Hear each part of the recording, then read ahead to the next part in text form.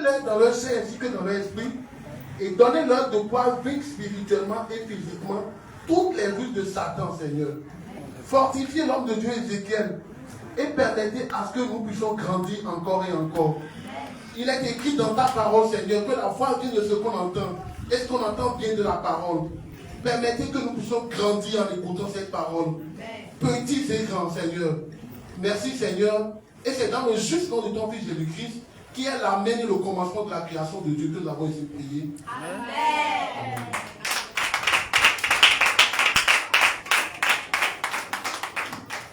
Amen. Peuple de Dieu, je vous salue tous au nom de Jésus. Amen, amen. Je reçois vos salutations dans le précieux nom du Seigneur.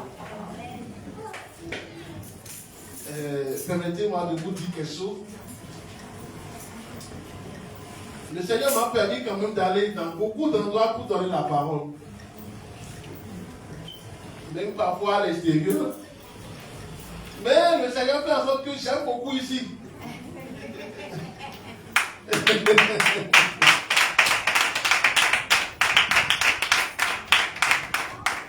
Je suis sincère.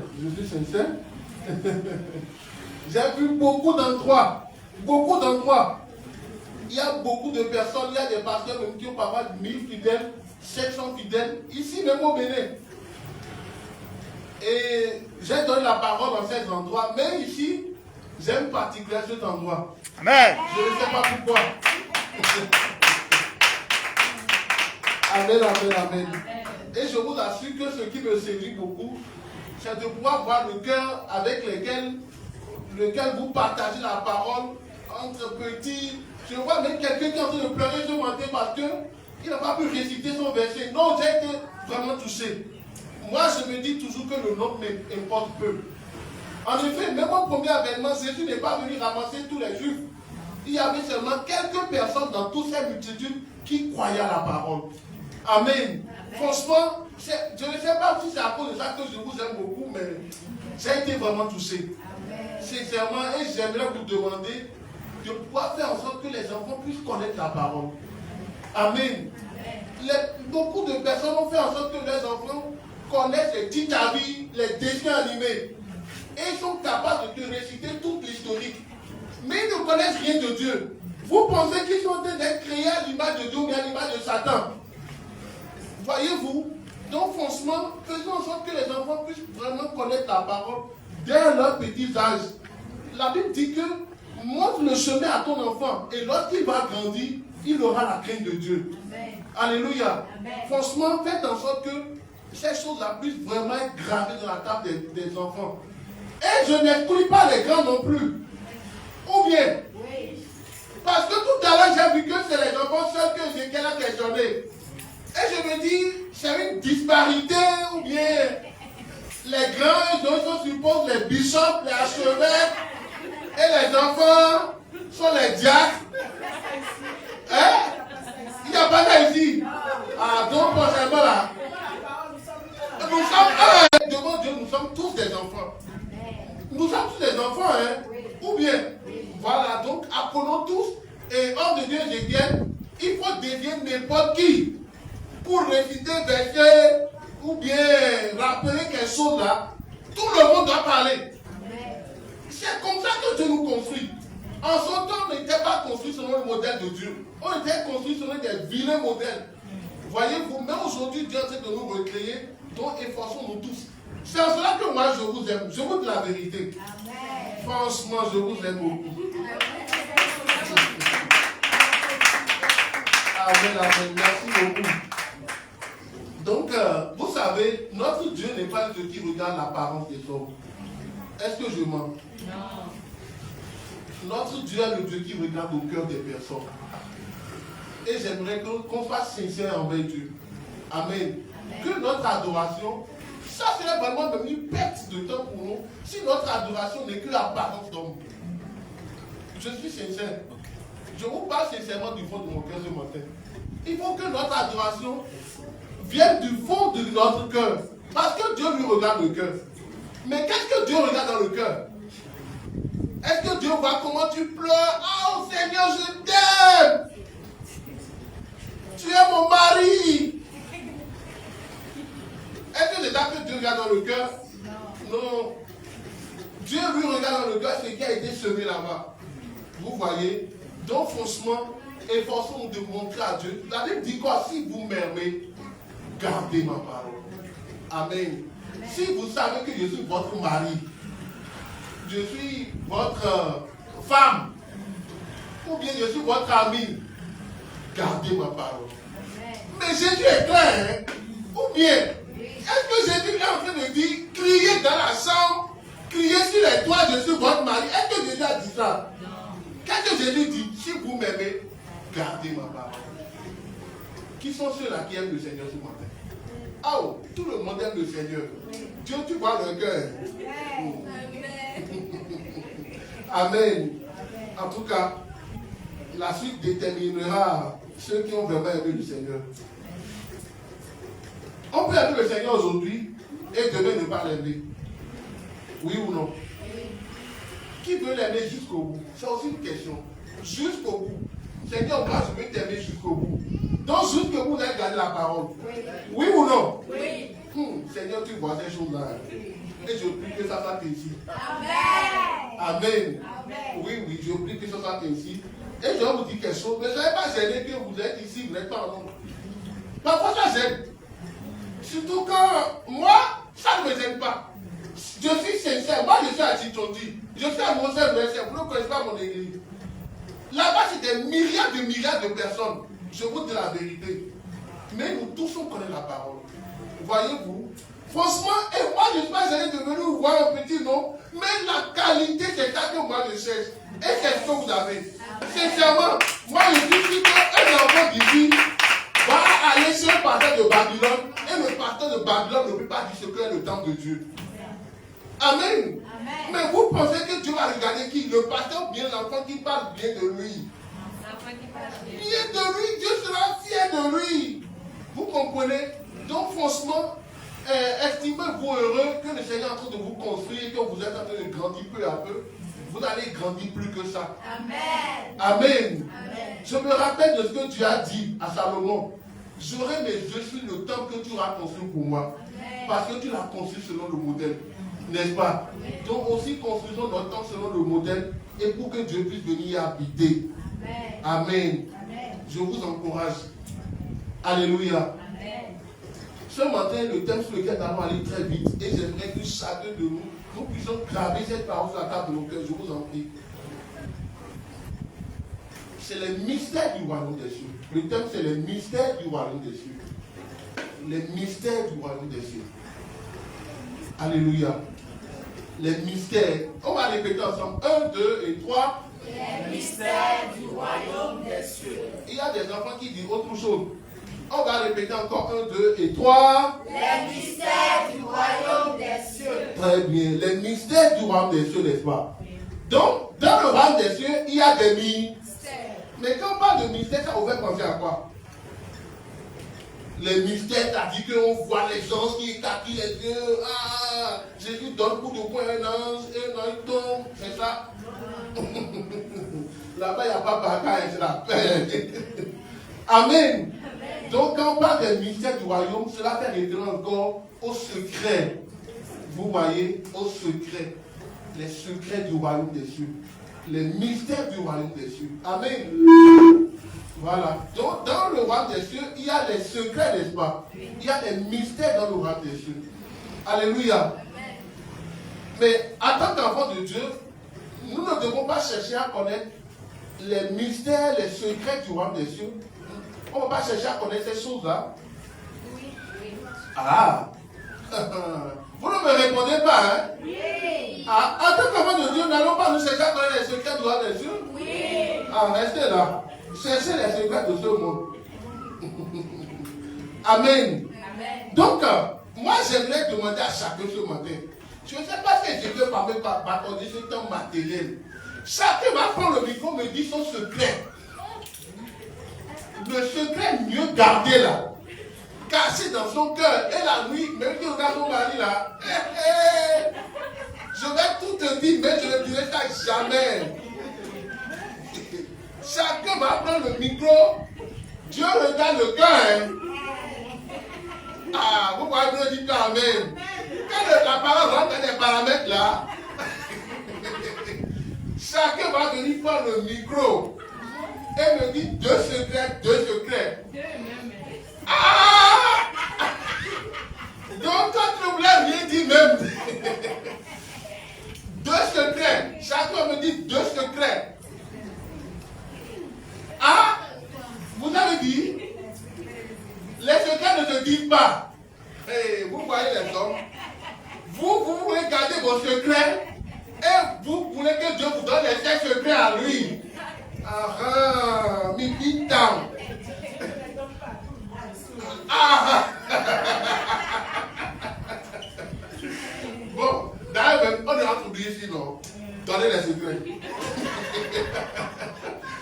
Et les gars, tu vois, ils sont avec toi, ils disent, mais ils ont les secrets, hein? Tu vois ça? Donc, bien évidemment, tout à l'heure, j'ai trouvé une phrase là, et qui m'a beaucoup assenté. J'avais dit que le secret ne se dit jamais. Aïe! Ce qui est secret est toujours secret. Seigneur. Mais il ne faut pas que les secrets nous détruisent. Amen. Les secrets ne se partagent pas. C'est comme si une femme vend beaucoup de choses. Quand elle vend, les gens achètent beaucoup parce que d'abord, elle prépare ses doux. Les gens apprécient. Mais le jour qu'elle va livrer ses secrets aux gens, les gens vont commencer à faire comme elle, non? Et puis elle va perdre sa clientèle. Donc imaginez à quel point elle va garder son secret de recette. Comment elle fait les plats comme la soeur Tabitha, les pains du dimanche là. Et vous voyez, elle ne va pas partager son secret.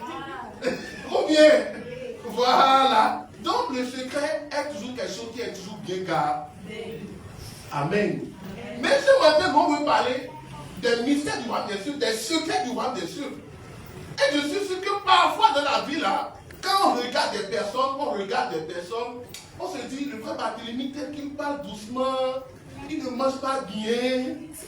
Et donc je mange beaucoup. Et lequel? Et dis-moi la vérité, je vais dire.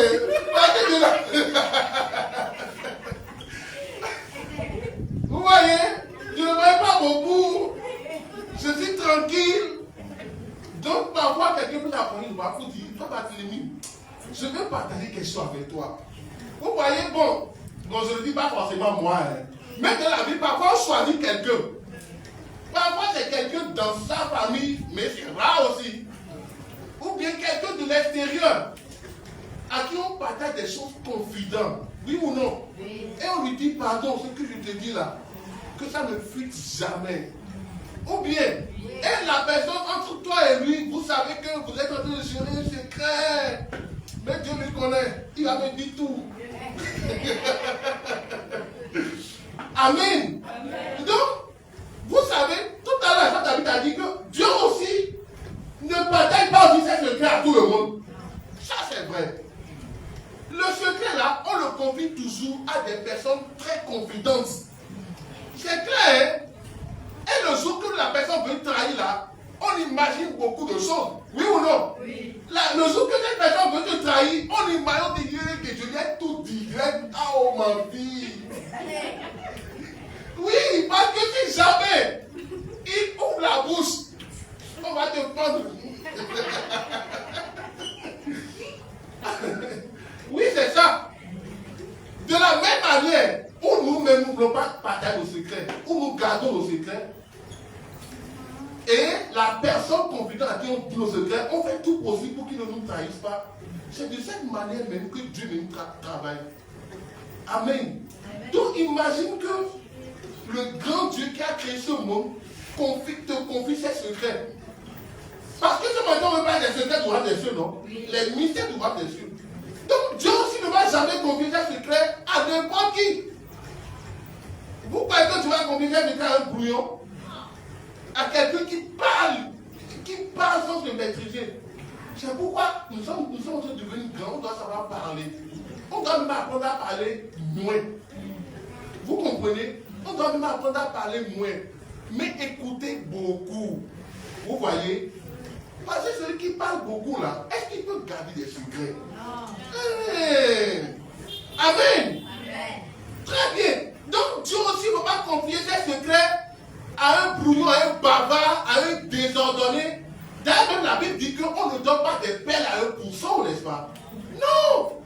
remets des pelles à un pousson, tu vas finir par les voir de la boue dans des endroits, bon, franchement, qui ne sont pas intéressants, voyez-vous. Donc, Dieu ne peut te confier ses secrets à des personnes très confidentes.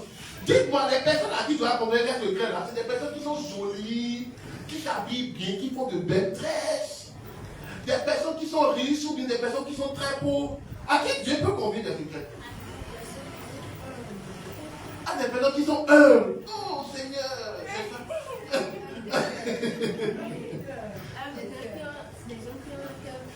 Des gens qui ont un cœur pur.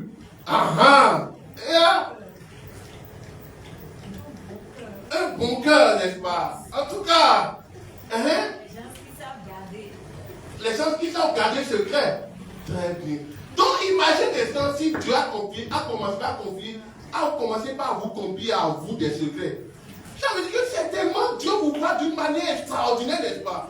Arrête, acclamez pour vous-même. Si Dieu a commencé par vous confier des grands secrets, ça veut dire que vous n'êtes plus n'importe qui devant Dieu. Ou bien, imaginez que celui qui a créé les cieux et la terre, celui qui est la source de la vie, le Père des Lumières, la source de la sagesse, te fait asseoir et commence à t'apprendre des secrets. Ah, mon gars, tu n'es pas n'importe qui. Amen. Alléluia. Dis avec moi, mais moi je ne suis pas n'importe qui. Oui, oui, estime-toi vraiment grand, mon frère. Et ma soeur, estime-toi, vous les enfants là, vous n'êtes plus de n'importe qui. Si le Seigneur vous permet ici d'être là ce matin pour qu'on puisse partager cette parole-là, c'est parce que vous n'êtes plus n'importe qui devant Dieu. Amen. Le fait que même on se rencontre, on s'échange sur cette parole-là, vous n'êtes plus n'importe qui devant Dieu, n'est-ce pas?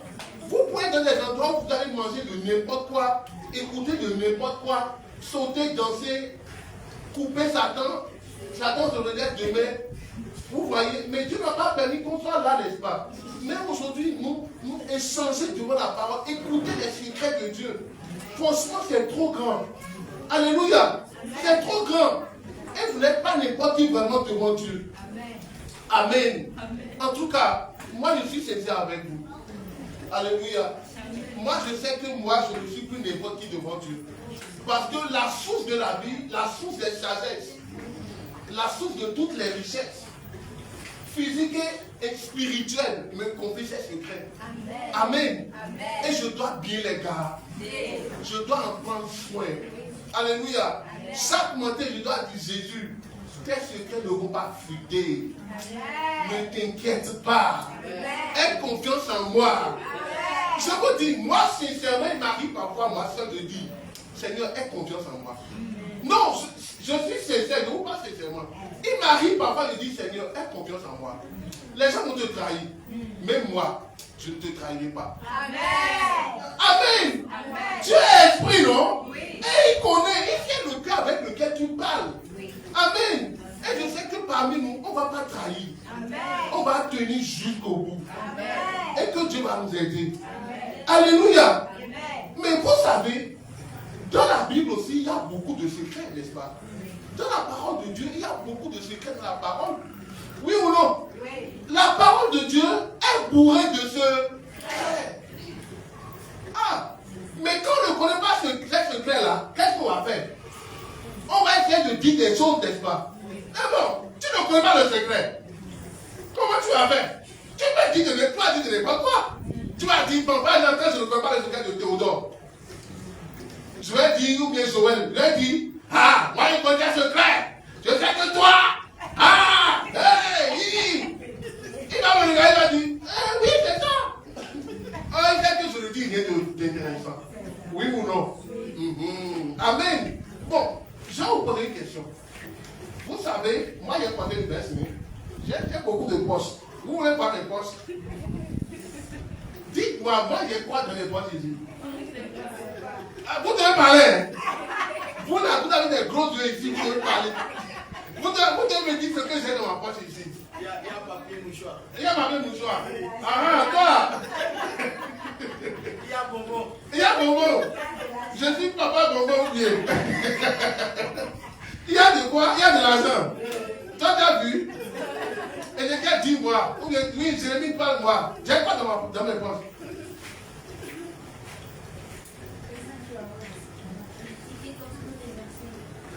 Des versets. Ah. Des versets bibliques. Tu as raison, non? Je ne parle de la parole de Dieu, tu as des versets dans ma poche. Les versets sont dans le cœur. Hein. Vous voyez, chacun essaie de me dire quelque chose. Ou bien, chacun essaie de dire quelque chose, oui, certainement, tu as su, certainement. Mais, qui est la seule personne capable de dire exactement ce que j'ai dans ma poche? Je suis la seule personne qui peut le dire, ou bien? Et vous savez, c'est ce qui s'est passé exactement dans le monde religieux.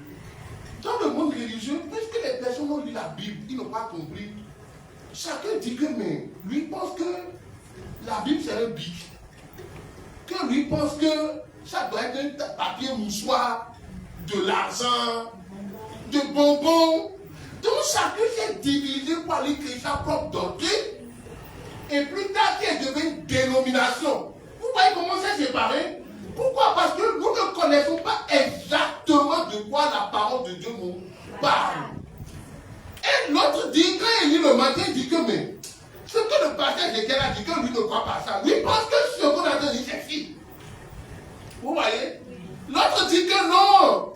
Moi, je pense que le fait que vous portez chaussures, moi là, selon ce que Moïse a fait là, Moïse n'a pas porté chaussures le jour là. Hein. Donc, certainement, moi, j'ai créé pour moi, ma pas porter chaussures.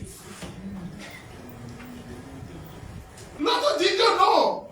Lui croit que Jésus est partout. L'autre dit que non, Jésus est seulement sur mon toit. Il va créer son église et créer sa dénomination. Pourquoi? Parce que tout ça que la Bible dit, personne ne comprend. C'est des secrets. Vous comprenez? Et puisque Dieu ne les a pas révélés le secret, chacun va créer sa doctrine et chacun crée sa dénomination. Amen.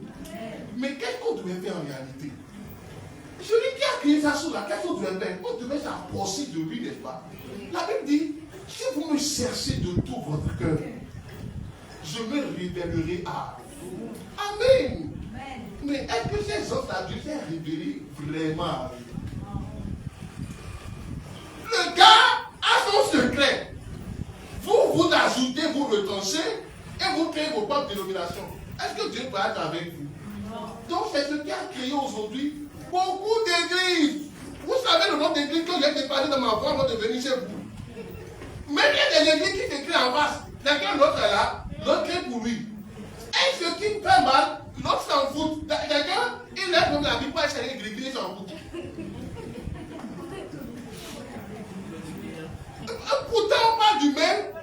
Mais vous pensez que Dieu va dire autre parole à Agathe? Voir David a dit autre chose. Qui font ça? Qui sont les gens qui font des choses pareilles? C'est ça qui fait des choses pareilles. Hein? Ou bien, et quand ils utilisent des personnes, ils te disent autre chose à toi, ils parlent l'autre, ils disent autre chose. De sorte que entre vous, vous êtes divisés. Est-ce que Dieu va diviser? Non. Jamais, n'est-ce pas? Dieu ne va que rassembler. Les secrets du royaume des cieux. Quand on ne les connaît pas, qu'est-ce qui se passe? On se divise. Alléluia. On n'est plus un. On n'a plus ensemble. On n'est plus un. Et de sorte que même la vie des pasteurs, souvent ils se dépassent. Parce que l'autre agent dit que c'est lui qui connaît la vérité. L'autre dit que c'est moi qui connais la vérité. Est-ce que Dieu est là? Non. Ah. Et imagine que Dieu rassemble des petits enfants commence par ses secrets. Est-ce que nous avons encore cette division entre nous? Non. D'où viendra même cet esprit de division? Dis au nom de Jésus. Ça ne viendra pas. Amen.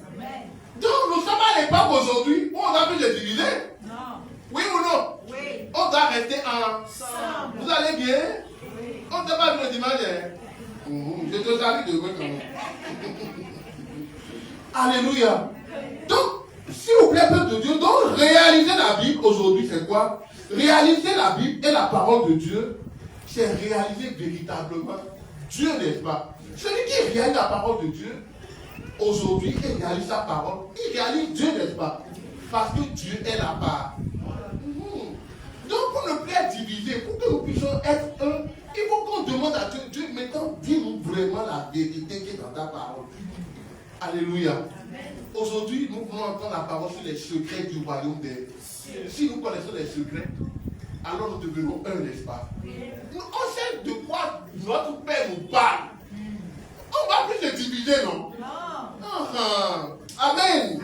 C'est pourquoi moi je disais dès le départ que estime-toi heureux. Mais les secrets du royaume des cieux, là, Dieu les a cachés comment? Dieu les a cachés en parabole.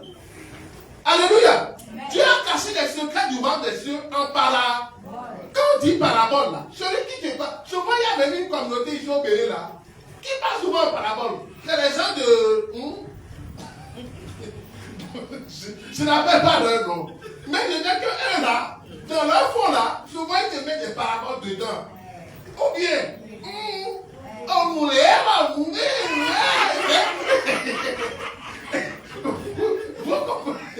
Quand ils te parlent souvent, ils mettent des paraboles dedans. Mais c'est très bien. C'est très bien. Vous savez, les paraboles c'est quoi? Bon, avant de vous expliquer un peu sur les paraboles, en fait, les paraboles dans le monde, il y a les paraboles dans le monde et il y a les paraboles dans la Bible. En effet, dans le monde, quand tu parles la parole, c'est pour te faire comprendre le sens de quelque chose. Mais dans un sens comparé. Vous voyez, on prend quelque chose et on compare pour que tu puisses comprendre ce qu'on est en train de dire. Oui ou non? Oui. C'est pas quand je dis que Huguette ou bien Déborah, elles ont la voix d'ange. Imagine que je dis que mais Déborah a la voix d'ange, Huguette a la voix d'ange. Pour pouvoir comprendre la manière dont ils chantent là, ou bien la manière dont... Quand je dis la voix d'ange, ils ont une manière de chanter qui est très bien, ou bien. Mais pour pouvoir comprendre la manière dont ils ont été expliqués là, il faut aller voir comment les gens chantent, non? Vous avez vu un ange chanter une fois? Mais quand vous imaginez les gens doivent être extraordinaires. C'est des personnes qui te parlent, tu es touché jusqu'au fond de ton âme. Ou bien, donc, quand je dis que vous avez la voix d'ange, ça dit que, mais c'est tellement, j'ai une voix en or, n'est-ce pas? Vous avez des voix en or, hein? Amen. Donc, quand je suis en train de dire ça là, c'est pour vous faire comprendre, n'est-ce pas? C'est que, en fait, je vous explique d'une manière pour que vous sachiez ce que je suis en train de dire. Ou bien, c'est comme par exemple, je dis que, mais, elle est belle comme une rose. Ou bien, mais la rose, une fleur rose, vous imaginez, non? C'est des choses qu'on ne donne pas à n'importe qui. Et il y a des moments spécifiques, n'est-ce pas? Donc, dire que tu es belle comme une rose, c'est que j'apprécie ta beauté d'une manière extraordinaire. Vous comprenez? Donc, en effet, les paraboles dans la Bible nous permettent de comprendre le sens d'une chose. On fait une comparaison pour pouvoir comprendre.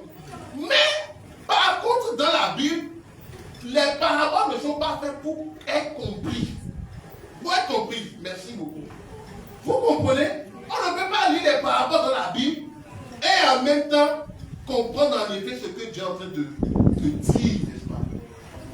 Amen. On ne peut que demander à Dieu, Seigneur, qu'est-ce que tu as voulu nous dire? C'est pourquoi parfois quand tu fais les rêves, la loupe et tu as des visions nocturnes, quand tu te réveilles, tu ne comprends rien. Ou bien, moi je me rappelle quand j'étais petit, je rêvais un jour où je marchais dans les airs. Je dis, là, sorcier m'a visité. Là, sorcier a cherché partout pour me faire marcher dans les airs. Vous connaissez les pasteurs de Babylone, n'est-ce pas? Ça cache. Je coupe. Bon, parfois Dieu là, c'est dans notre ignorance. Parfois même j'ai honte de parler à Dieu. J'ai fait des combats bêtes. Amen. Parce que Dieu est en train de me dire autre. Et puis moi-même, je suis en train de dire autre. Et vous savez, à cause de ces choses-là, tu vas voir encore des pasteurs, des hommes de Dieu, en qui peut-être tu as mis toute ta confiance, qui va t'en conduire encore dans le décor total. Et finalement, tu vas venir pas construire même une église sur un décor. C'est que sur de zéro. Parce qu'on n'a pas compris ce que Dieu a entendu dire. N'est-ce pas? Donc, en tant qu'enfant de Dieu qui veut comprendre les secrets de son Père, il faut s'approcher du Père. Lui demander, Père, qu'est-ce que tu as voulu nous dire, n'est-ce pas? Donc, cher peuple de Dieu, alors qu'est-ce qu'une parabole? Là, on comprend alors ce que c'est une parabole, n'est-ce pas? Très bien, mais avant de comprendre ce que c'est une parabole, là, j'aimerais qu'on puisse essayer, vous allez essayer de me dire, mais dans la Bible, quand vous prenez la Bible, là, il y a combien de contenu dans la Bible? Il y a combien de contenu dans la Bible? Mais, bon, c'est le frère Théodore de Joël. Joël, très bien. Théodore n'est pas arrivé. Qu'est-ce qui lui est arrivé? Ah, oh, que le Seigneur puisse le guérir au nom de Jésus. Donc, frère Joël, quand on prend la Bible, là, il y a combien de contenu dans la Bible? Je me pose la question à tout le monde. Il y a combien de contenu dans la Bible? Dans la Bible, il y a plusieurs contenus, hein? Ou bien? Hein? Très bien. Frère Joël, c'est à toi qui a posé la question d'abord. Bon, je ne sais pas ce que vous mettez dans le... Dans le contenu, non? Voilà. Tu vas apprendre ce matin. Dis Amen. Amen. Et quand tu connais là, il faut garder ça dans ton cœur, n'est-ce pas? Donc dans la Bible, il y a plusieurs contenus. La femme, David a dit ça tout à l'heure, non? Il y a l'histoire. Très bien. Et quand on parle d'histoire, dites-moi, frère Joël, dis-moi un livre d'histoire dans la Bible. Ah, il a assez de l'histoire. Ok, dis-moi un livre d'histoire. Il a dit, il a assez, hein, donc tu as mis au moins un. Ou bien? Chronique. Chronique. Ah, waouh, très bien. Le livre de Chronique, c'est un livre d'histoire, n'est-ce pas? Très bien. Oui, Jérémie. Ou bien Ézéchiel. C'est Ézéchiel, non? Dis-moi. Oh, bon, c'est bon. Acclamez-vous. Le gars veut me bombarder. Ok, d'accord. Donc, ici, là, je vais venir par le peuple unique. Moi, j'ai posé une question, m'a dit 10 choses déjà. Et tout est vrai en plus.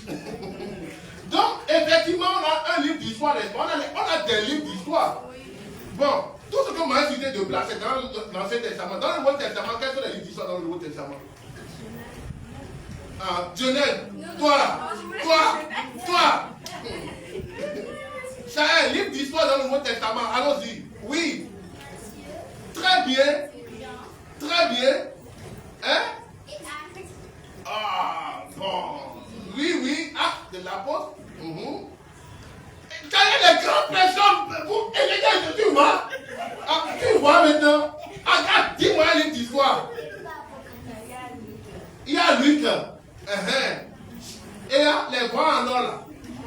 Depuis que tu ne m'as pas encore parlé, donne-moi un livre d'histoire dans le Nouveau Testament. Jacques.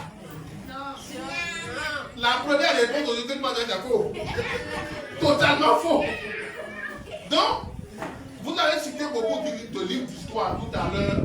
Samuel, les livres d'évangile. L'évangile même de Jésus, c'est une histoire. Ou bien, est-ce que Jésus est encore là? Non. Mais quand on lit, on sait ce que Jésus avait fait, n'est-ce pas? Est-ce que vous avez vu Jésus? Il est mort.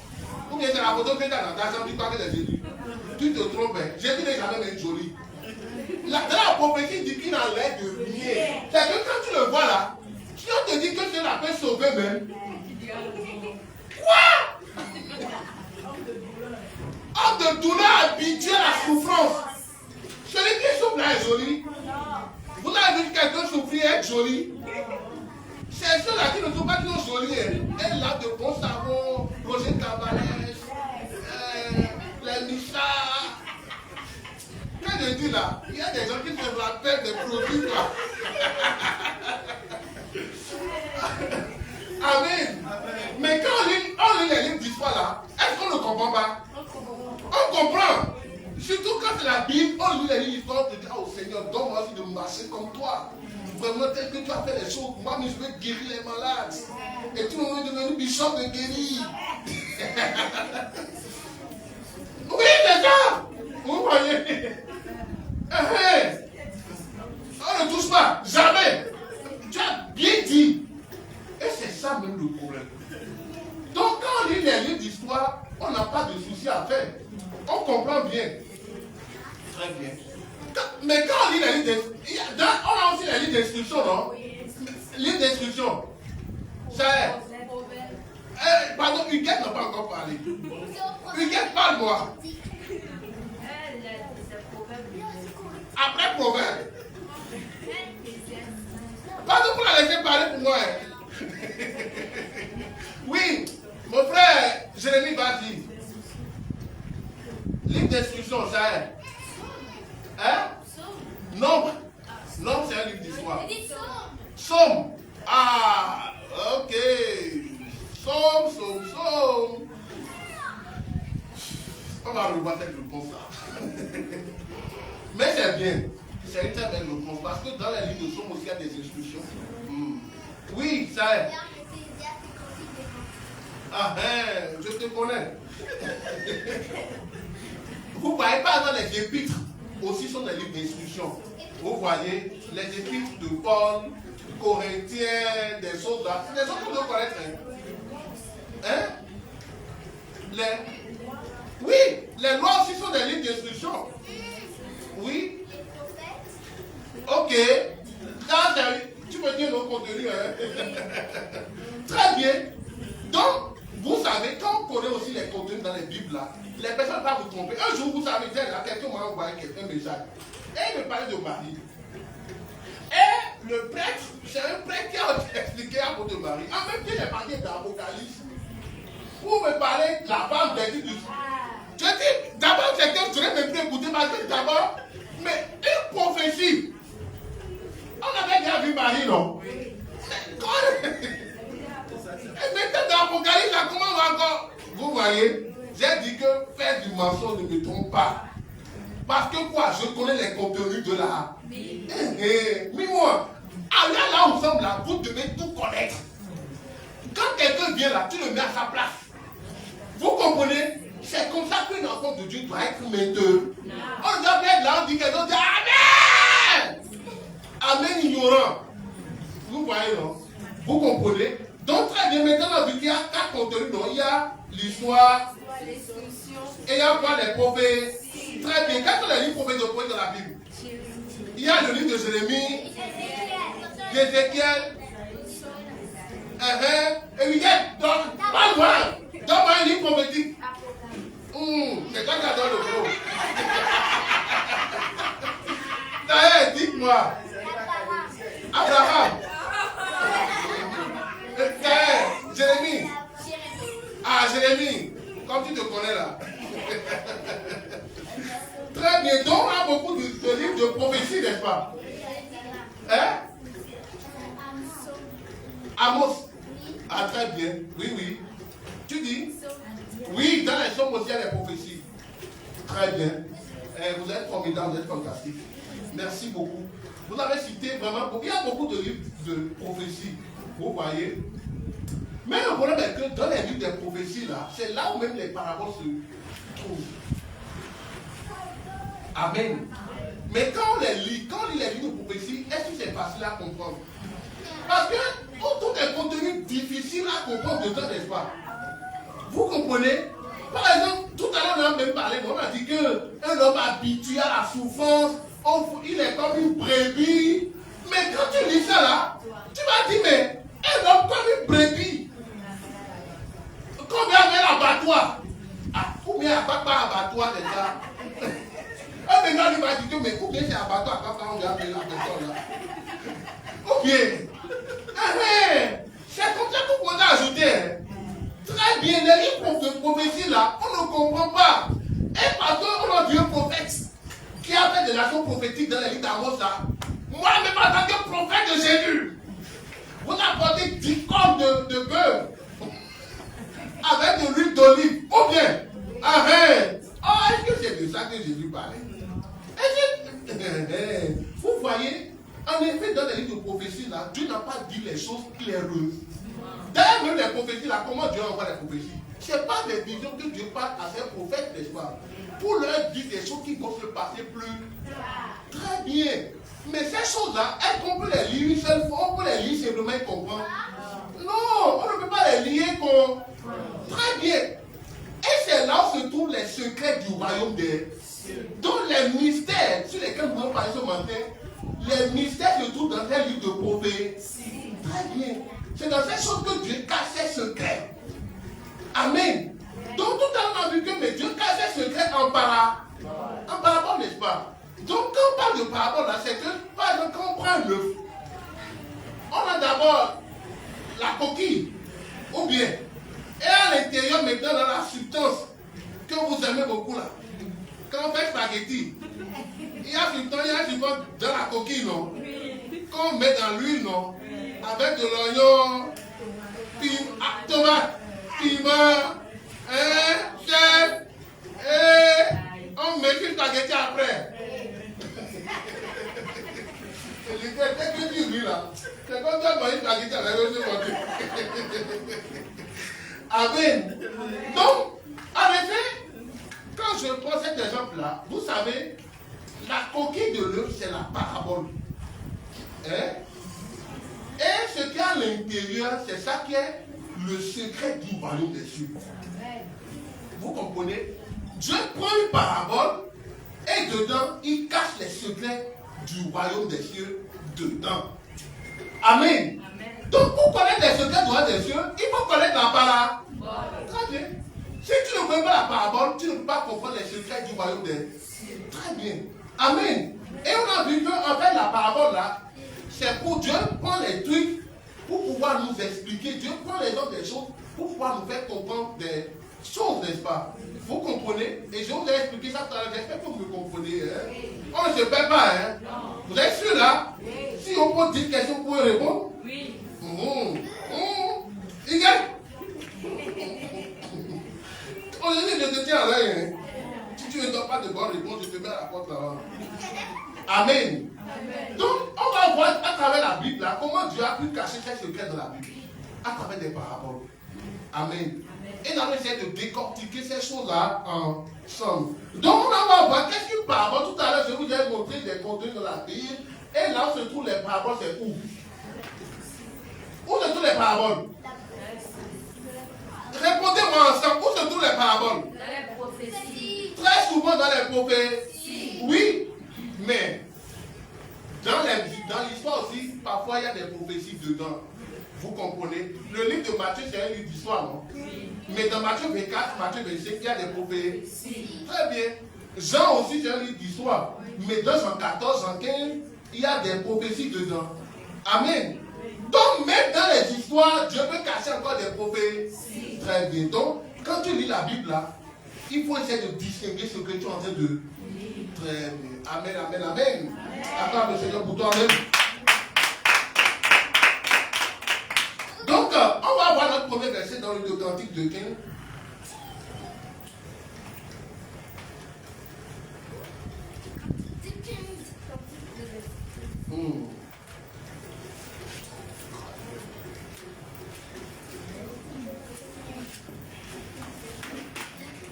Je lis au nom de Jésus. Amen. Prenez-vous les renards, les petits renards qui ravagent les vignes. Quand nos vignes sont en fleurs. Amen. Ok, tu peux t'asseoir. Vraiment, les micros, pas fait beaucoup de bruit ce matin. Ou bien, il y a un technicien qui a toussé au saut. Tu as beaucoup de techniciens ici. Hein? Amen.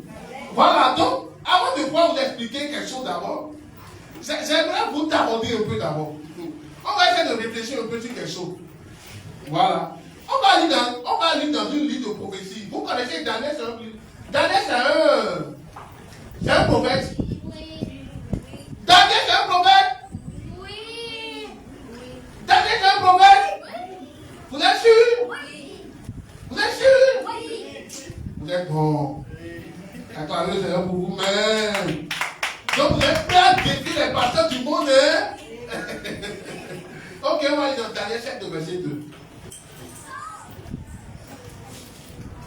Daniel 7, verset 2. Oui, oui. Amen. Daniel commença et dit: Je regardais pendant ma vision nocturne, et voici, les 4 vents des cieux firent éruption sur la grande mer.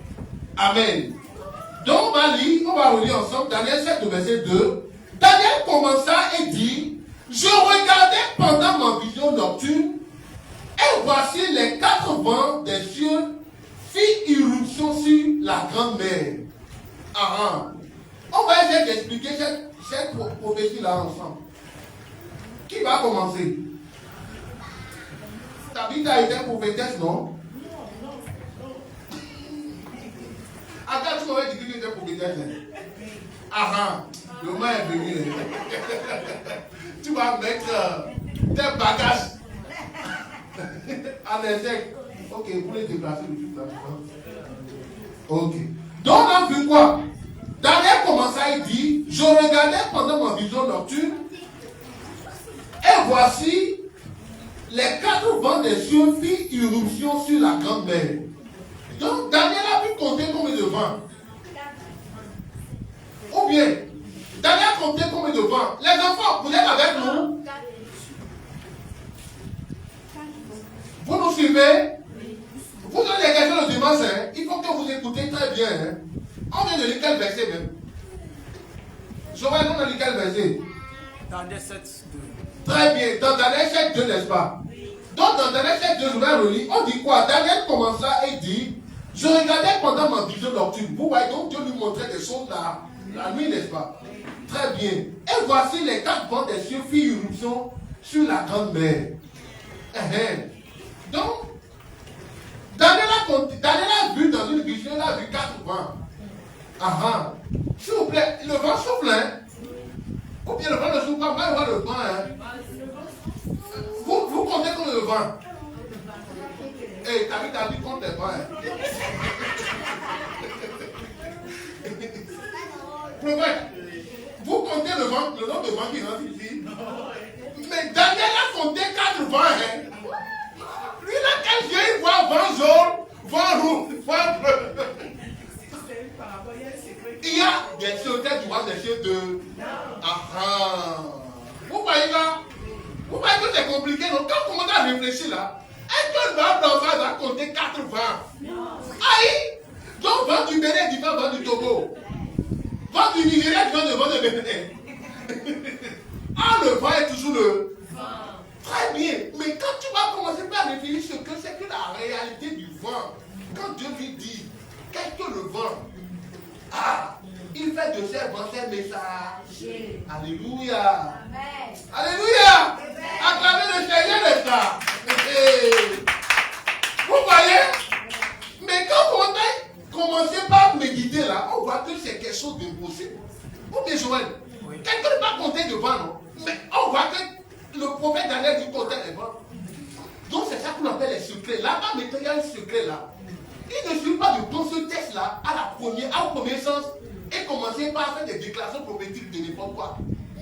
Tu comprends?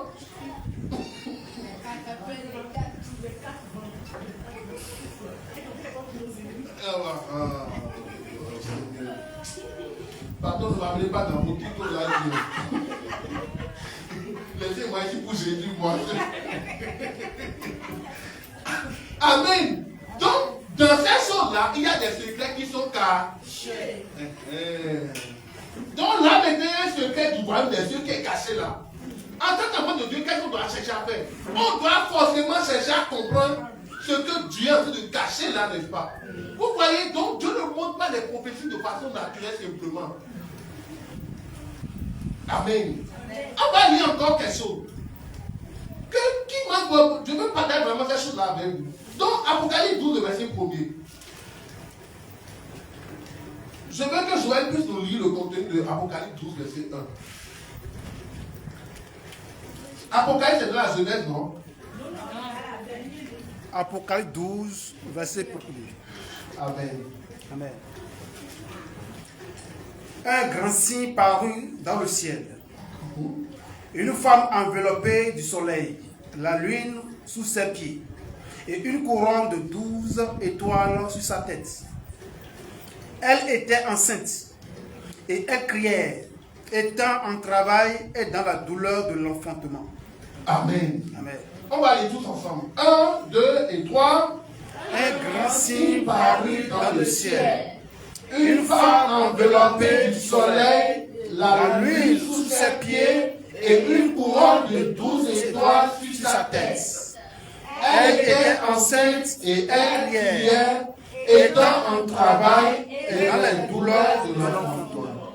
Amen. Amen. Donc, il y a une femme ici, n'est-ce pas, qui est enveloppée du sort. C'est la femme que tu vois dans le soleil. La lune sous ses pieds. J'aurais déjà vu ça une fois. Jamais. J'aurais dit jamais. Pardon. Faut pas me mettre dans ton truc là. Amen. Donc, on a vu ici, il y a une femme. Si c'est béninoise, togolais, ou bien de l'Agoubé, on ne sait pas.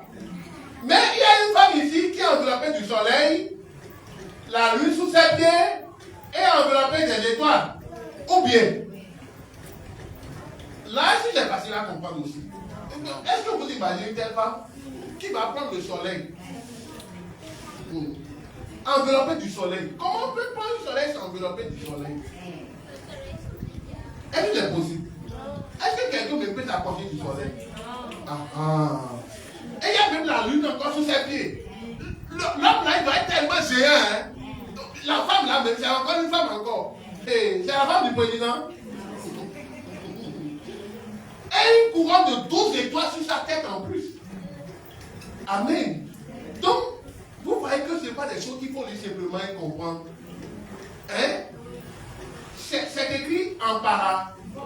Ça veut dire qu'il y a le secret du royaume des cieux.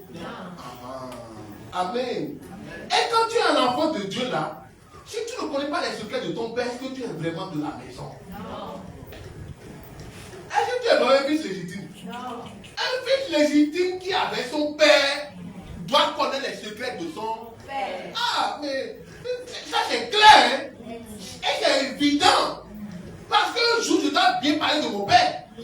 Ou bien, un jour, quand on me demande à propos de mon père, je dois être à l'aise pour parler de mon père. Parce que je connais mon père. Mais dites-vous, vous êtes enfant de Dieu, mais ici, là, est-ce que vous ne voulez pas enfant de Dieu? Oui. Eh, parlez-moi! Oui. Et enfant de Dieu, viens me parler de ton père ici. C'est ton père qui a parlé de ta place. Venez pas le micro. On commence par Jo. Jo. Oui. Et là, parle-moi de ton père ici. Pour le moment, ceci là. Hein? Je vais dire que pour le moment, il est là. Tu es où? Pour dire qu'il n'y a pas de Dieu maintenant. Et ton père parle, tu ne connais pas. Donc, vraiment, il faut qu'on travaille. Hein? Ou bien, il faut qu'on se réveille. Tout ce que notre père a dit dans sa parole, tant que je ne connais pas, je ne dois pas dormir, être paresseux, dire Amen. Je vais au royaume des cieux. Quel royaume des cieux? Tu crois que c'est les ignorants qui vont là-bas? Hein? Oh. Alléluia.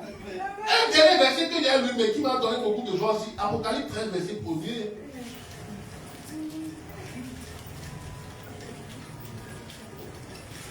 Apocalypse 13. Puis je vis monter de la mer une bête qui avait 10 cornes et 7 têtes, et sur ses cornes 10 diadèmes, et sur ses têtes des noms de blasphème. Amen. Amen. Puis je vis monter de la mer une bête qui avait 10 cornes. Les bêtes souvent que vous voyez, ils ont comme des cornes. Mais la bête ici a dit, les 10 sont sous la queue ou bien? Ils sont où? Puis je vis monter de la mer une bête qui avait 10 cornes et 7 têtes. Il a 7 têtes. La bête là va venir jouer. Hein? Hein? C'est David qui a vu ça, non? Et si c'est comme 10 diadèmes, encore sur les cornes là, il y a encore des diadèmes. La bête là est bien honnête. Et c'est venu d'où même? Voilà. Puis je vis monter de la mer. La mer de Pinochet là. Ou bien de ton père. Où est-ce que ton père? Ou bien dans ton corps. Ah, c'est à ton corps, hein? C'est de là dans le Ah, oh, moi, il n'a pas quoi là. Donc, ici, on dit qu'il y a une bête qui a dit, qui a cette tête et dit comme, et il y a, tu sais, quand même, des diadèmes, n'est-ce pas? Tout ça, c'est les secrets du royaume des cieux. Amen. Les secrets, les mystères du royaume des cieux. C'est des mystères. Vous voyez, notre Dieu, c'est un Dieu mystérieux. Hein? Alléluia. Donc, nous, on doit connaître les mystères de notre royaume, n'est-ce pas? Avant de nous bouteau. C'est que quelqu'un n'arrive pas à comprendre là, non, quand on vient là, on dit, mon père m'a donné ses secrets. Amen. Alléluia. Amen. Si le père a choisi pour lui montrer les secrets de ton père. Amen. Vous savez, ceux qui parlent ouïa là, Dieu ne les connaît pas. Non. Imagine un homme de Dieu bien habillé qui parle ouïa. Il n'est pas le rapport de notre père. Non. Est-ce que vous croyez qu'une telle chose va sortir de la mer? Dites jamais. Jamais. Même de quelle mer on parle? Même le prophète Daniel a parlé de la mer. Donc, c'est les secrets de notre.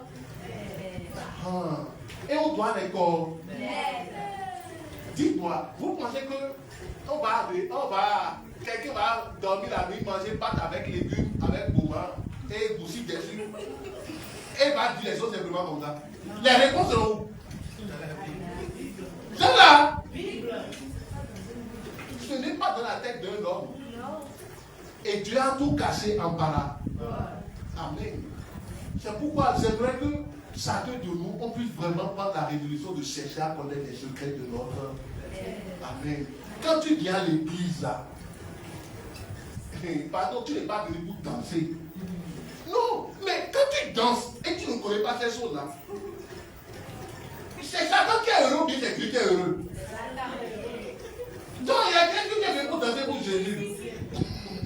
Non, parce que tu danses dans ton ignorance. Et Satan sait que tu ne connais rien. Donc vous ne savez pas que Satan vous connaît. Satan sait que tu ne connais pas. Il sait, hein? Oui ou non? Oui. Et quand tu dis je danse pour mon mari Jésus.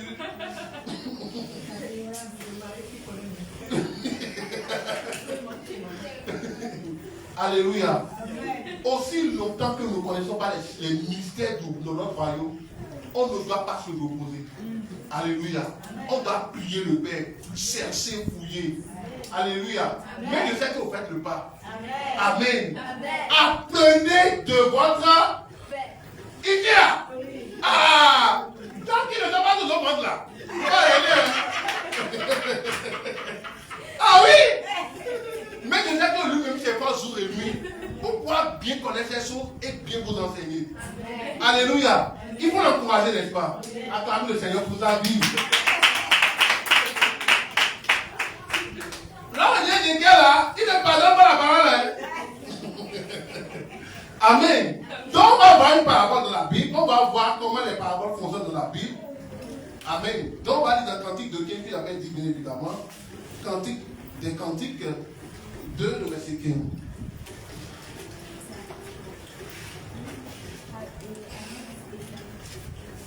Cantique de 15. Prenez-nous les renards, les petits renards qui ravagent les vies, car nos vies sont en fleurs. Amen. Amen.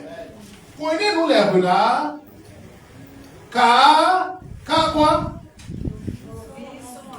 Amen. On va lire ensemble. 1, 2 et 3. Prenez-nous les renards, les petits renards qui ravagent les vies, car nos vies sont en fleurs. Amen. Amen. Nos vies sont en fleurs, n'est-ce pas? Et il y a des renards qui sont en train de détruire la vie. Ou bien, nos vies sont en fleurs, c'est-à-dire que bientôt ça donne des fruits. Ou bien, voilà. Et il y a des petits renards qui sont dedans, qui sont en train de détruire. Mais vous savez, le lire des cantiques là. Je ne sais pas si je vous avais lu une fois. Souvent, c'est des choses d'amour. Hein. à m'entendre. Et puis, regarde, tu connais quelque chose dedans. Ou bien qu'avec ça, Ézéchiel t'a parlé. Donc, dans le cantique des cantiques là, quand vous lisez, c'est une histoire que l'homme de Dieu, le bishop qui a trahi là, Salomon, c'est lui qui a écrit, hein. Voilà, et dans ça là, il a parlé de beaucoup de choses, ou bien, maintenant dites-moi, est-ce que Salomon là même, c'est un exemple d'amour? Si on veut parler des personnes qui aiment là, est-ce que Salomon est en réalité quelqu'un qui aime? Pourquoi? Hein? Il a trahi un, mais celui qui a mis une femme là, est-ce qu'il aime? Aïe! Elle est un exemple en amour. Non, non, du tout pas. Ou bien, encore qu'il m'avait dit, va m'attraper des petits renards. Les renards, des gens qui jamais dans les gens. Les renards mangent. Ah, les renards, c'est carrément. Comment peut-il d'aller attraper des renards à son amour? Vous voyez que celui-là, il est terrible, non? Ah, mais là-bas, malgré qu'il est en train de vivre toutes ces choses, il y avait des secrets du royaume des cieux cachés à l'intérieur de ces choses. Amen. Et l'enfant de Dieu qui a les yeux pour voir, les oreilles pour entendre, le cœur pour comprendre, quand lui découvre ces choses, il les capte. Alléluia.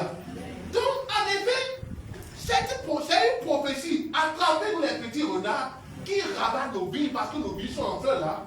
En effet, c'est une prophétie qui va s'accomplir au premier avènement de Jésus. Vous voyez, c'est une prophétie qui va s'accomplir. Et pour comprendre cette parabole-là, il faut comprendre deux choses dedans, n'est-ce pas? Il faut comprendre que ce que c'est que la vigne et ce que c'est que le renard. Si on comprend la vigne, on sait de quoi la vigne parle, on sait de quoi les renards, on peut comprendre la prophétie. Et on peut comprendre la réalité de ce que Dieu voulait nous dire là. Amen. Très bien, on va lire dans Ésaïe 5, verset 7. Ésaïe 5, verset 7.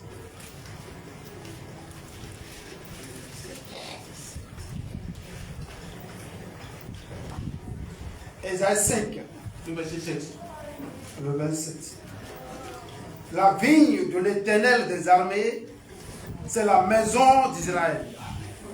Et les hommes de Juda, c'est le plan qu'ils chérissaient. Ils avaient espéré de la droiture, et voici du sang versé, de la justice, et voici des cris de détresse. Amen. Nous allons lire la parole de notre Père ensemble. 1, 2 et 3. La vigne de l'Éternel des armées, c'est la maison d'Israël. Et les hommes de Juda, c'est le plan qu'ils chérissaient. Ils avaient espéré de la droiture, et voici du sang versé, de la justice, et voici des cris de détresse. Amen. La vie de l'Éternel, c'est quoi? C'est la maison d'Israël. La vie de l'Éternel, c'est quoi? C'est la maison d'Israël. Quand il dit, qu'est-ce qu'on appelle Michel? Qu'est-ce qu'on dit? On dit, attrapez-nous les renards, Car il ravage nos vignes, car nos vignes sont en fleurs. On a vu quoi? La vie maintenant, c'est quoi? la maison d'Israël. Acclamez le Seigneur pour la vie de Frère Joël, n'est-ce pas? Le Frère Joël, il connaît déjà, hein? Donc, on a vu que dans le cantique de 15 là, la vie dont on parlait, c'est quoi? C'est la maison d'Israël. Est-ce que c'était quelque chose de physique? Donc, Salomon parlait de façon spirituelle. Vous comprenez? Donc, il dit, Dieu parlait par lui en parabole. Vous comprenez ce qu'on appelle les paraboles maintenant? Vous comprenez, non? Donc, en effet, la vigne de l'Éternel dont on parlait, c'est quoi? C'est la maison d'Israël. Très bien. Donc, c'est la maison d'Israël que les renards sont en train de détruire. Mais, c'est les renards qu'on trouve dans la forêt qui sont en train de détruire. On va chercher à connaître aussi ce que c'est que les renards ou bien. Pour connaître la réalité de ce que Dieu est en train de nous dire. Donc, est-ce que vous voyez comment les paraboles fonctionnent? Vous voyez, non? Amen. Donc, on va aller dans Ézéchiel. Ézéchiel 13, verset 4.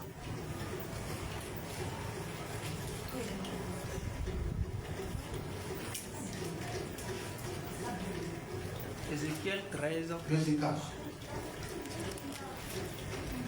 Ézéchiel 13, verset 4. tels des renards au milieu des ruines. Tels sont tes prophètes, ô Israël. Amen. Amen. Tels des renards au milieu des ruines, tels sont tes prophètes, ô Israël. Qui sont les renards? Ce sont les faux prophètes. Ce sont les pros. Ce sont les faux prophètes. Ce sont les faux prophètes. Merci pour la provision. Le gars là, il est terrible. Les renards sont les faux prophètes. Amen. Merci beaucoup, Zoé. C'est une réponse très intéressante. Parce que c'est qu'il y a des vrais prophètes. Ou bien. Très bien. Donc, les renards qui détruisent la vigne de l'Éternel, la vigne de l'Éternel qui est en réalité la maison d'Israël, ces renards sont les faux prophètes, n'est-ce pas? Ce sont les, en réalité, ce sont les prophètes de ce temps, de cette époque. Vous voyez, qui sont en train de détruire. Mais dites-moi, le prophète va détruire avec quoi? Avec le bateau? Avec la parole. Avec la parole. Merci beaucoup. Donc, ça veut dire qu'ils sont en train d'enseigner des faux trucs. Oui, des faux trucs, oui ou non? Oui. Ils disaient des choses que Dieu n'a jamais dit. L'exemple là n'est pas palpable encore aujourd'hui. Oui. Oui ou non? Oui. Ça veut dire que vous voyez ce que Dieu a dit à Salomon qu'on avait connu là. Vous voyez que la chose là se passe encore aujourd'hui. Les prophètes ne travaillent pas la vie de l'Éternel encore aujourd'hui. Oui. Oui ou non? Oui. Avec des faux trucs. Oui. Oui ou non? Oui. Alléluia. Et la Bible dit quoi? Attrapez-nous les renards. Dites avec moi, attrapez-nous les renards. Attrapez. Très bien. On doit les attraper. En premier événement, celui qui a attrapé, c'était Jésus.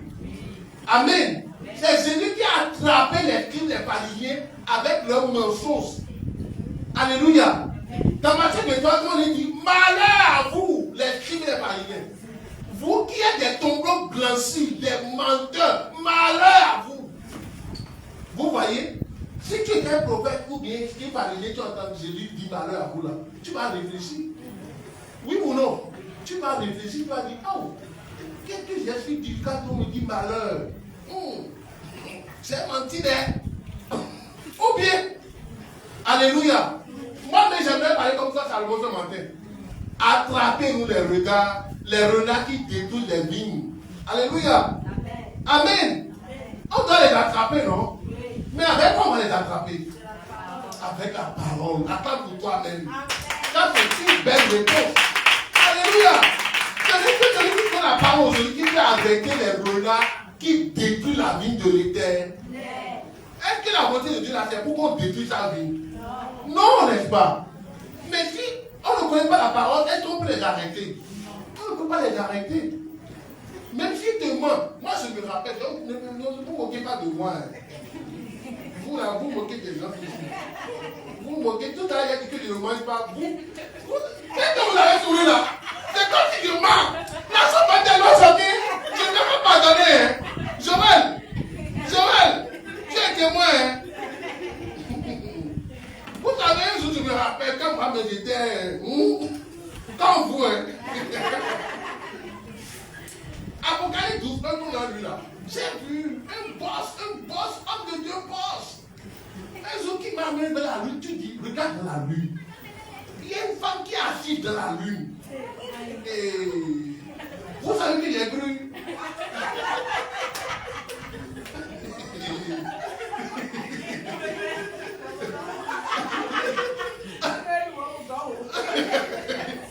Vous savez que j'ai cru, j'ai dit amen, amen. Que c'est la femme vêtue du soleil. Tu vois? Elle a. Oh, je n'ai pas vu, hein. Je n'ai pas. C'est que, hein.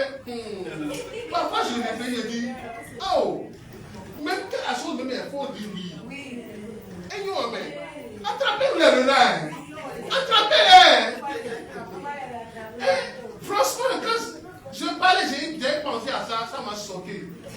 Et quelqu'un, de la main, il disait la chose. Voilà la femme dans la bulle.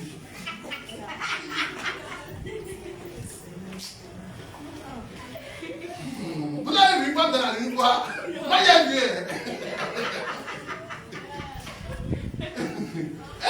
Je me rappelle, vous savez, mais pourquoi j'ai cru?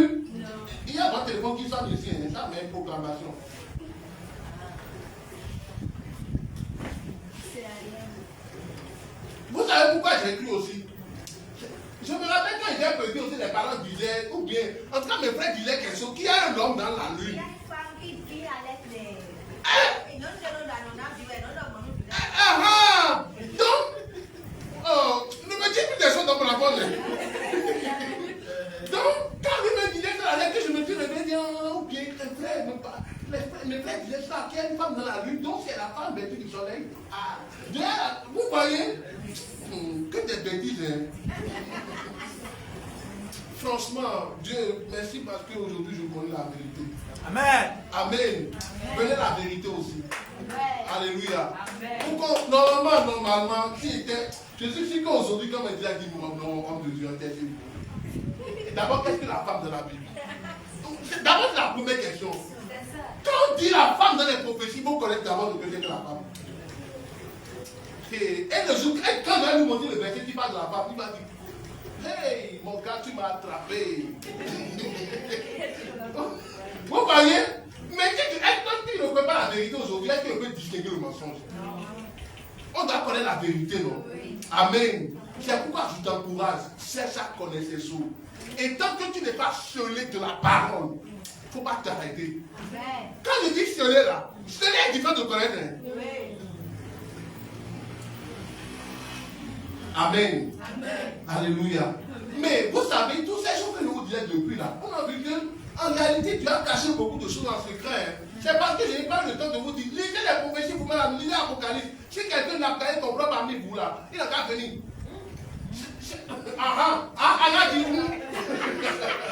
vous voyez, donc en fait, c'est vraiment beaucoup de secrets dans la Bible. Jésus même là, est-ce que quand Jésus veut manger à quelqu'un avec gombo, est-ce qu'il parle en parabole? À quelqu'un avec gombo, il a dit ça n'existait pas ou bien. Voilà. Mais quand Jésus veut manger, là, est-ce que Jésus parle en parabole? Quand Jésus veut prendre du vin, il transforme les vins, est-ce qu'il parle en parabole? Non, hein? Mais quand Jésus veut parler des choses de son royaume, il les dit tous en parabole. Parce que le roi des cieux, là, on ne demande pas de semer à n'importe qui. Mais nous aujourd'hui, pourquoi on sait Jésus, pourquoi on adore Jésus, pourquoi on vient à l'église? C'est pour aller au roi des cieux, non? Oui. Alléluia. C'est pour aller au roi des cieux, non? Oui. Ah, c'est pas pour aller au roi des cieux? Oui. Joël, c'est pas le roi des cieux, non? Oui. Voilà que Jésus, normalement, est-ce que Jésus doit cacher ça? Non. Tu nous dis de venir au roi des cieux, et tu caches. Aïe. Quand quelqu'un dit aïe. Aïe. Moi-même, j'ai cherché. Quand on cherche, on trouve. Amen. Mais il y a une raison à cela. Vous voyez, Dieu ne fait pas ces choses, il ne le fait pas pour rien. Ce n'est pas pour rien quand il veut manger, quand il veut dormir, il ne parle pas en parabole. Mais quand il veut parler des choses de son royaume, il les dit en parabole. De sorte même qu'un jour, les gens sont venus lui demander, mais pourquoi ne parles-tu en parabole? Tu nous as dit, nous on a rassemblé les gens sont venus. Tu ouvres ta bouche, tu commences à parler en parabole. Amen. Accordez ça pour vous-même. Le secret n'est pas pour tout le monde. Ce n'est pas le que je disais depuis le départ. Amen. Le secret n'est pas pour tout le monde. Très bien. Normalement, si tu étais là et on parlait en secret, pour comprendre qu'est-ce que tu dois faire. De celui qui a parlé. Ou bien, papa, parle-moi. Ce que tu dis là. Le roi des cieux est semblé assis, est semblé à ça, semblé assis, semblé à ça là. Seigneur, il faut vous expliquer. Amen. Mais vous savez, quand les disciples intelligents, je ne dis pas inintelligents, comme les disciples d'aujourd'hui là qu'on a, les disciples qui sont intelligents sont approchés de lui pour dire, mais pourquoi le parler en parole? Et Jésus leur dit, parce que c'est à vous. Acclamez le Seigneur pour vous. Amen. C'est à vous de connaître les secrets du royaume. Mais à eux, ceux-là qui m'ignorent, qui me voient que je ne suis rien, qui ajoutent, qui tuent les renards là, tout se passe en parabole. Pour que même en voyant, vous parlez qu'on ne parle pas des choses physiques, non? Ils ne voient point. Même en entendant, même en écoutant, afin que leur péché ne leur soit même pas pardonné. Amen. Donc il y avait des raisons pour ça. Ou bien, on va lire dans la parole. Alléluia. Dieu ne passera pas par là pour toi. Amen. C'est compris? Tout va se passer désormais clairement. Alléluia. Amen. Donc la première raison pour laquelle Dieu parle en parabole, c'est pour accomplir la prophétie. C'est que le fait que Jésus parlait même en parabole, c'était une prophétie. Est-ce que vous parlez de la prophétie? Hein? Vous parlez de la prophétie? Le fait que Jésus parlait en parabole, donc le fait que même les disciples apprenaient de lui là, c'est que quand lui ouvre la bouche pour parler du Père, c'est toujours en secret. Donc, vous voyez qu'on ne doit pas même lire les paroles de Jésus simplement comme ça. On doit les lire avec les yeux spirituellement ouverts. Sinon, on va dire ce que Jésus n'a pas dit. Et quand Jésus va revenir, va voir que vous ne direz pas que il va chicoter. Il va chicoter, il gagne? Non. Il gagne à refuser. Donc, la première raison, c'est que c'est pour exécuter les prophéties. Parce que les prophéties ont dit que Jésus va parler en parabole. On va aller dans Psaume 178. Psaume 178, le verset 2. Vous savez, les livres des psaumes là, c'est écrit il y a 1000 ans. Hein, par rapport au événement de Jésus là. Mais Jésus va exécuter cette promesse, n'est-ce pas? Le verset 2. Psaume 118, verset 2. J'ouvre la bouche par des sentences. Je publie la sagesse des temps anciens. Alléluia. On va lire tous ensemble avec le frère Joël. 1, 2 et 3.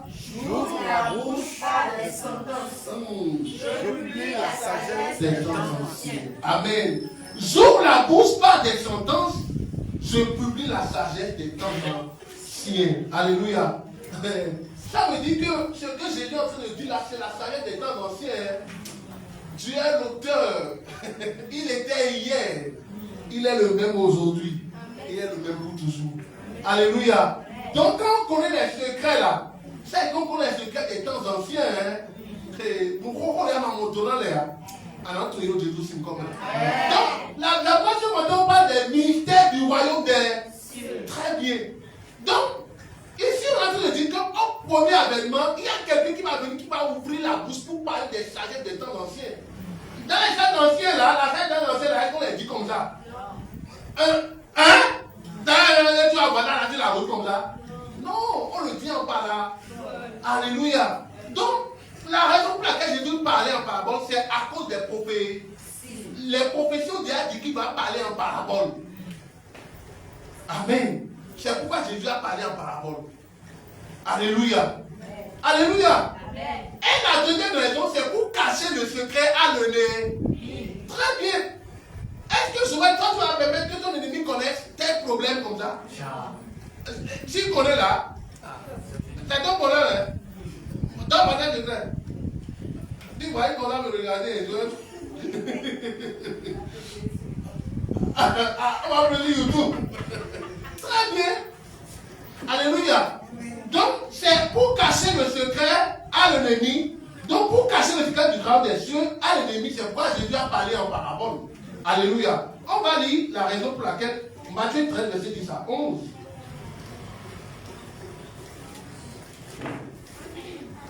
Matthieu 13. Tout à l'heure, j'étais à 10 verset, mais on va lire ensemble. Matthieu 13, verset 10 à 11. Matthieu 13, 10 à 11.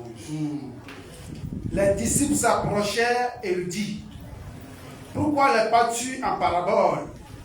Jésus leur répondit: parce qu'il vous a été donné de connaître les mystères du royaume des cieux et que cela ne les a pas été donné.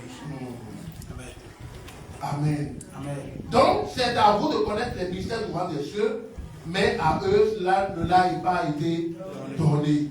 Alléluia. Amen. Ça veut dire qu'eux sont les ennemis du royaume. On ne peut pas livrer ces secrets à un ennemi. Mais non.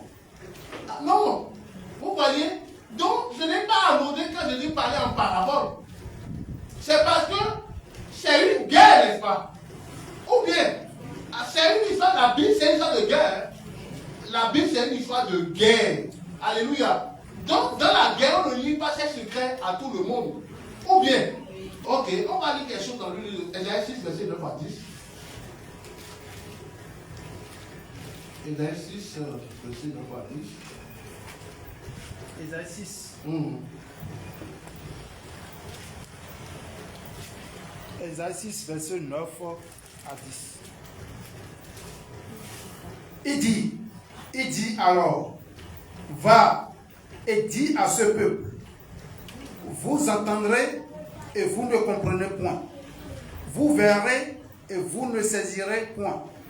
Amen. Amen. Le verset 10. Le verset 10. Rendre insensible le cœur de ce peuple. Endoucis ses oreilles et bouche-lui les yeux pour qu'il ne voie point de ses yeux, n'entende point de ses oreilles, ne comprenne point de son cœur, ne se convertisse point et ne soit point guéri. Amen. Amen. Amen. Amen. Donc, dit quoi? Va et dire à ce que vous entendrez et vous ne comprendrez point. Amen. Vous verrez et vous ne saisirez. Alléluia. Cette parole ne s'est pas accomplie au premier avènement. Est-ce qu'ils n'entendaient pas? Est-ce qu'ils ont compris? Non. Parce que leurs oreilles sont bouchées. Ils regardent et ils voient, mais ils sont des aveugles. Amen. Amen. Donc, les mystères du royaume des cieux, c'est normal que ça se passe en secret, n'est-ce pas? C'est normal qu'il y a des paroles qui doivent être passées en secret. Parce que d'abord cela a été prophétisé ainsi, ou bien, et parce que aussi il faut casser le secret à l'ennemi. Amen. Mais si on n'est pas ennemi, donc ça veut dire qu'on est supposé connaître, n'est-ce pas? On est supposé connaître les mystères du royaume des cieux. Vous voyez? Donc, bon, on comprend maintenant que c'est de la volonté de Dieu de pouvoir casser les secrets du royaume en parabole. Ou bien, j'ai entendu des personnes qui ont accusé Jésus, mais pourquoi Jésus a caché sa parole si normalement il devait que nous, on soit sauvés? Pourquoi il a caché sa parole? Les gens ont accusé Jésus. Est-ce qu'il faut accuser Jésus? Bon, il faut accuser ton plus pour toi. Bon. Si tu accuses Jésus, tout gain de cause, c'est bon. Non? Mais aujourd'hui, nous, on a les raisons pour lesquelles Jésus a parlé en parabole. Amen, amen. Amen. Si on nous demande à le dire, parce que cela a été prophétisé. Dans quel verset? Quelqu'un a déjà dit. Sauf dans un verset. Et c'est pour casser le secret à l'ennemi dans Matthieu. Verset. Après, je vais te donner encore pour Marc. Si tu fais bien. Donc, il y a même des raisons pour lesquelles Jésus a parlé en parabole. Parce qu'il y a deux dieux dans le monde, n'est-ce pas? Il y a le Dieu de Dieu et il y a le Dieu de diable. Ou bien, Satan aussi c'est un Dieu, n'est-ce pas? Mais si Satan connaît les secrets du royaume, le royaume sera détruit. Parce qu'il n'a jamais voulu le bien. Lui il a toujours voulu le mal. Alors, Dieu ne peut que montrer les secrets à ses enfants qui viennent à lui. Et quand il veut que nous parle secrètement, il fait toucher ma parole, ça, c'est toi, ça. Vous voyez? Amen, amen. On dit que les hommes moissonneurs viennent en secret pour moissonner les bons grains. Oui, c'est en secret, on vient de moissonner avec la parole. Et tu es là, tu dis, c'est ça, amen, amen. C'est pas autour de la vie, les gens doivent s'asseoir et écouter la parole. On doit être sensible à la parole. Si on n'est pas sensible à la parole, on ne peut jamais voir le roi des choses aujourd'hui. Dieu est formidable. Dieu pourrait sauver les gens par le miracle. Ou bien, Dieu pourrait venir donner maintenant un miracle à quelqu'un. Mais Dieu a vu que c'est du ouya là-bas. Vous voyez, et Dieu veut les gens qui vont comprendre et chercher sa parole d'abord. C'est pour dire, chercher le royaume et la justice. La justice de Dieu, c'est sa parole. Alléluia. Vous voyez, j'aime le Seigneur. Il n'a jamais dérobé à sa parole. Amen. Amen. Mais vous savez, ce qui est intéressant dans cette parole-là, certes, Jésus a parlé en parabole. Mais Jésus dit qu'il y a un temps où cette parole sera encore ouverte. Ou bien, dites Amen. Amen. Le Seigneur, au moins là. C'est comme si vous voulez sentir dans le genre.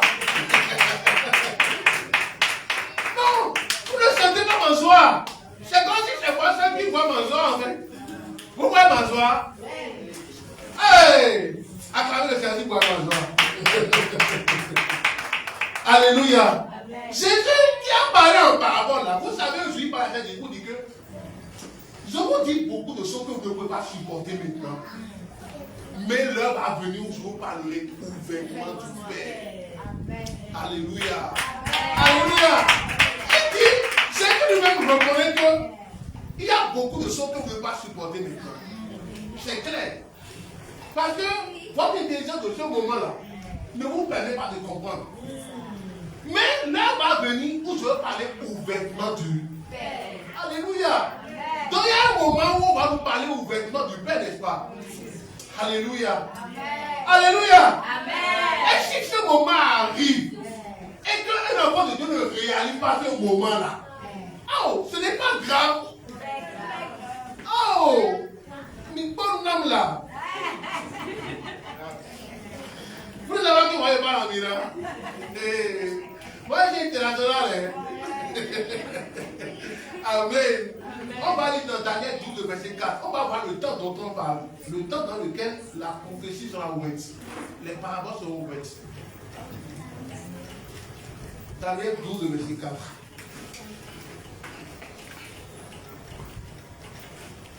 Daniel 12, verset 4. Toi, Daniel, tiens secrètes ces paroles et scelle le livre jusqu'au temps de la fin. Plusieurs alors le liront et la connaissance augmentera. Amen. Amen. J'aimerais que nous puissions lire ça là ensemble et on va en parler. Donc, Daniel 12, verset 4, on va le lire. 1, 2 et 3. Toi, Daniel, Tiens secrètes ces paroles et scelle le livre jusqu'au temps de la fin. Plusieurs alors le liront et la connaissance augmentera. Amen. Qu'est-ce que tu dis à Daniel? Toi, Daniel, qu'est-ce que tu as fait? Il faut sceller. Amen. Vous voyez Dieu? Dieu lui-même dit, Daniel, il faut blague, non. Il faut cacher. Le Daniel même ne connaît pas. Daniel lui-même ne connaît pas. Il a voulu comprendre. Et Dieu lui dit, mais mon gars, ce n'est pas les choses qui te sont destinées. Mais à quel temps? Au temps de la fin. Alléluia. En ce temps-là, la connaissance augmente. C'est que les gens vont comprendre. Hey. Hey. Donc ça veut dire que depuis ce temps où Daniel me mettait à genoux et priait, Dieu me voyait Barthélemy. Oh, Dieu te voyait. Oh, c'est comme si vous ne comprenez pas la joie que moi je ressens pas. Non. Vous voyez, les prophètes Daniel que les gens ont tellement compris dans le monde là. Quand Daniel lui priait, demandait à Dieu, Dieu lui dit, laisse au temps de la fin. Donc dans le temps de la fin, c'est que dans Ézéchiel, les capitales, les Miguel, les Déborah, les soi-disant Jérémie, Ézéchiel là. Ils vont chercher, ils vont comprendre les choses. Donc là, il dit que même les grands secrets là sont gardés pour nous. Oh, alléluia. Non, peut-être que tu te sens malheureux. Hein? Moi, je suis heureux. Franchement, parce que vous ne pouvez pas imaginer le nombre de jours que Daniel voulait pour prier et demander à Dieu. Lisez. Allez à la maison, lisez. Il a beaucoup prié. Hein? Et demandait à Dieu, Seigneur, tu m'as mis dans l'ennemi. Avant, tu m'as mis dans Joe et toi. Vous savez que ces gens-là ne sont pas n'importe qui, non? C'est des gens qui travaillent à la cour du roi. Hein? Mais c'est des personnes qui aimaient le Seigneur, qui avaient la parole dans leur cœur. Mais Dieu pourrait leur dire les choses. Mais Dieu dit, pardon. Ce que tu demandes là, c'est pour Barthélemy seul. C'est pour Joël. Non. Le moment va venir là, tu vas leur dire. Toi là, prophétique tellement. Prophétique tellement. Contre les 4 ans, il faut compter seulement les femmes. Quand le moment va venir, je vais leur dire ce que c'est que le vent. Alléluia. Nous sommes à une époque très bénie. Dis amen.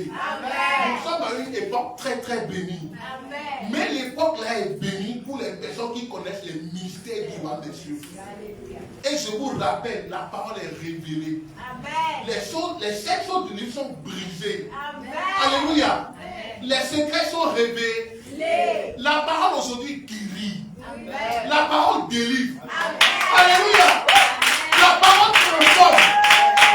La parole nous recrée. Afin qu'on puisse devenir les dignités du royaume. Alléluia. Alléluia. Je vais terminer ma parole avec Jean 7, le verset 25. Ça là, c'est Jésus même qui dit. Jean 7, le verset 25, Jésus dit quoi? Je vous ai dit ces choses en parabole. L'heure vient où je ne vous parlerai plus en parabole. Amen. Amen. Mais où je vous parlerai ouvertement du Père. Amen. Vous voyez que Jésus ne veut pas comme Daniel.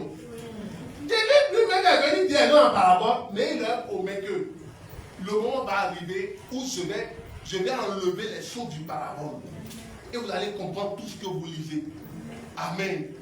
Mes frères et sœurs dans le Seigneur, aujourd'hui nous sommes au temps de la fin. Ou bien, aujourd'hui nous sommes au temps de la fin. Au temps de la fin, qu'est-ce qu'on a dit à Daniel? La connaissance doit augmenter. C'est que les choses cachées doivent être révélées. Ah! Ah! Nous sommes à quel temps? On doit quoi? Que le Seigneur te bénisse abondamment. Amen, amen, amen. Acclamons le Seigneur. Acclame le Seigneur ce matin. Si tu es béni, acclame le Seigneur. Ce que tu es en train d'entendre, beaucoup de personnes vont chercher, mais ils ne pourront pas entendre.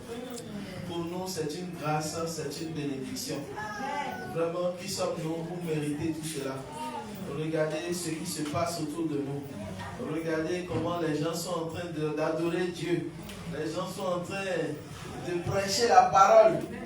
Mais ici, on est en train de découvrir que la vérité se trouve complètement dans la parole de Dieu. Et non dans les imaginations, et non dans les pensées. Alléluia. Peuple de Dieu, nous allons vraiment prier ce matin. Puisque nous venons d'entendre, nous avons écouté. C'est vrai, nous allons écouter, mais une chose est d'écouter et une autre est de garder. Pour que le dimanche prochain, quand tu viendras ici, on va te demander, présente-nous ce que tu as retenu de la prédication de ce jour. Chacun de nous doit se préparer à ça. Alléluia. Donc tu vas prier, tu vas dire, Seigneur, vraiment que cette parole, cette semence qui vient d'être plantée dans mon cœur, Seigneur, arrose-la abondamment pour que cela puisse porter du fruit. Prie au nom de Jésus.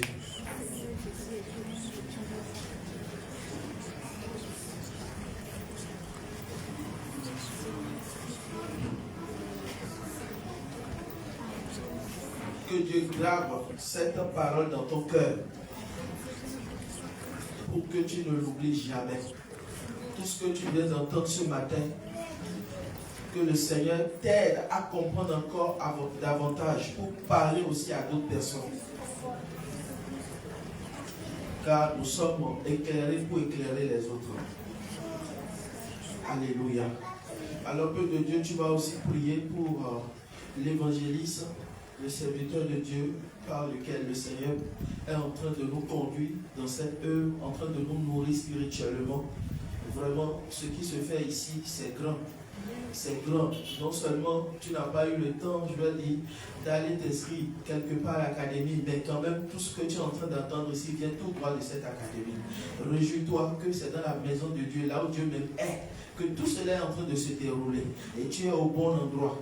Alors remercie le Seigneur, bénis le Seigneur pour la vie de son serviteur, pour sa disponibilité, pour tous les tracas, toutes les nombreuses courses qu'il a, mais quand même quand il s'agit de répondre ici, il vient pour nous assister. Remercie le Seigneur pour sa vie, prie pour que Dieu le bénisse aussi davantage, pour que tout ce qu'il est en train de faire, pour que l'œuvre avance, que Dieu aussi se souvienne de lui, que Dieu lui accorde toute la récompense qu'il faut. Prie, prie, prie, prie.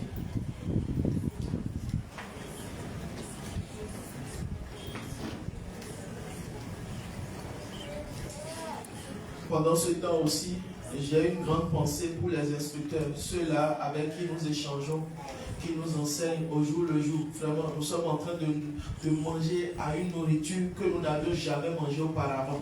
Tellement de choses que nous entendons ces derniers temps, sur les temps apocalyptiques. C'est pourquoi tu vas prier aussi pour tous les instructeurs.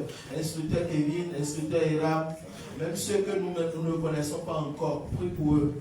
Que vraiment Dieu continue aussi de les arroser, de les bénir abondamment. Que Dieu les bénisse spirituellement, qu'il les bénisse aussi matériellement. Prie pour eux, prie pour eux.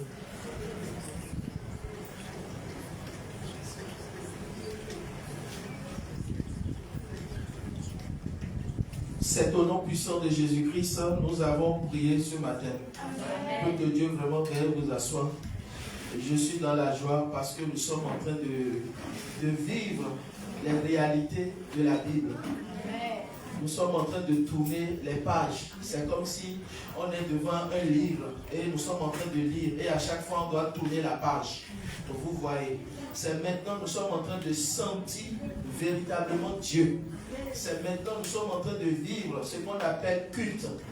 Pour nous, entre-temps, le culte c'était simplement venir danser, venir jacasser, venir faire des mouvements, transpirer, et puis après quand on commence la prédication, tout le monde commence par dormir. Personne ne gagne quelque chose. Mais aujourd'hui, on est en train de voir que la priorité est donnée à la parole. Amen. Parce que c'est la parole qu'il faut. Il faut que nous soyons véritablement un peuple mature.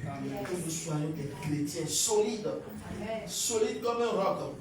Et cela a toujours été moi ma prière. Et je bénis le Seigneur que les prophéties que Dieu nous a dites depuis le début est en train de s'accomplir. Et ça ira jusqu'à la fin. Amen. Je n'ai jamais imaginé dans ma vie qu'aujourd'hui, on sera en liaison, je dis bien en collaboration avec des personnes aimant la parole, prêchant la vérité, parce que nous avions cherché cette vérité. Alléluia. Donc c'est Dieu qui le fait. Quand vous voyez un serviteur de Dieu, vraiment du nom de l'évangile Barthélemy avec nous, vraiment c'est la grâce de Dieu. Vraiment, avec le côté humour, le côté qui nous amène vraiment à ne pas, à sentir la présence de Dieu, et on est relax envers la parole. Le cœur capte vite. Vraiment que Dieu nous bénisse. On ne finit jamais d'apprendre. Que Dieu soit avec vous. Nous ne sommes pas nombreux. Ça, je vous le dis, nous ne sommes pas nombreux.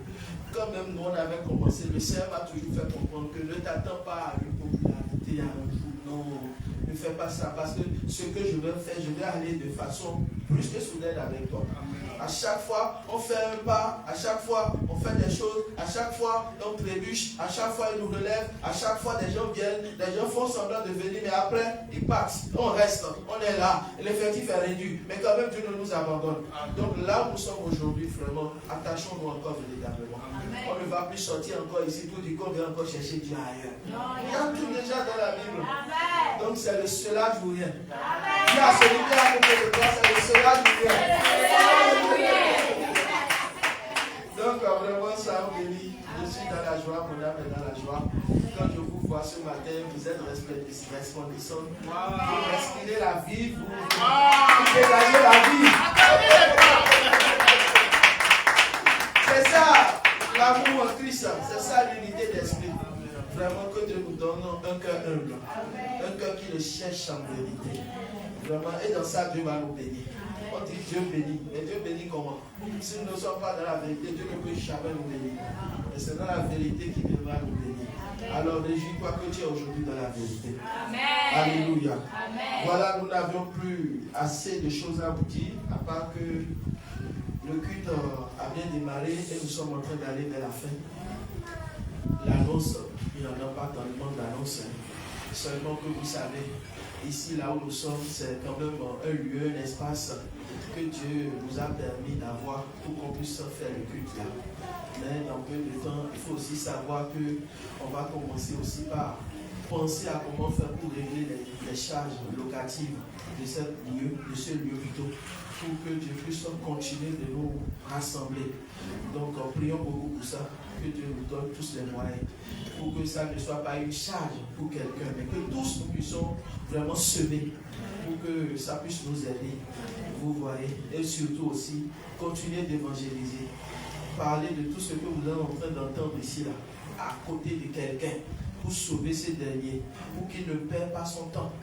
Voilà trop de choses qui se passent dans l'église aujourd'hui, où vraiment les gens ont laissé carrément la parole pour se livrer à des vents de spectacle, à des vents de comédie.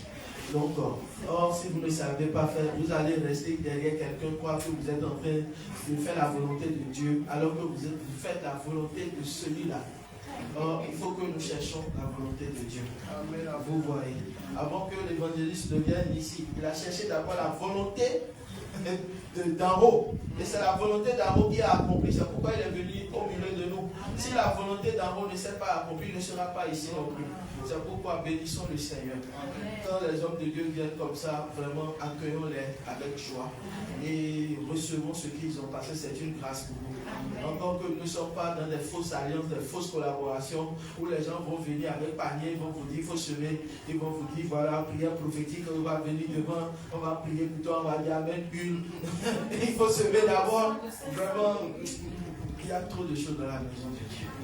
Que Dieu nous permette de vivre cette réalité jusqu'à la fin. Amen. Que Dieu nous unisse encore davantage. Amen, amen. Donc, il n'y a pas d'annonce particulière. Vraiment, les enfants sont en train de s'efforcer. Ça, je vous le dis. Bientôt, la rentrée aussi est en train de s'amener tout doucement. Mais quand même, on verra comment s'organiser pour eux. Pour qu'eux aussi puissent être encore spirituellement forts. Pour qu'à la rentrée, ils ne perdent pas encore les pédales. Et nous aussi, en tant qu'adultes, c'est vrai, j'ai souvent peur de choisir les adultes. Mais comme on l'a dit maintenant, on va choisir tout le monde. Tout le monde maintenant, sans exception.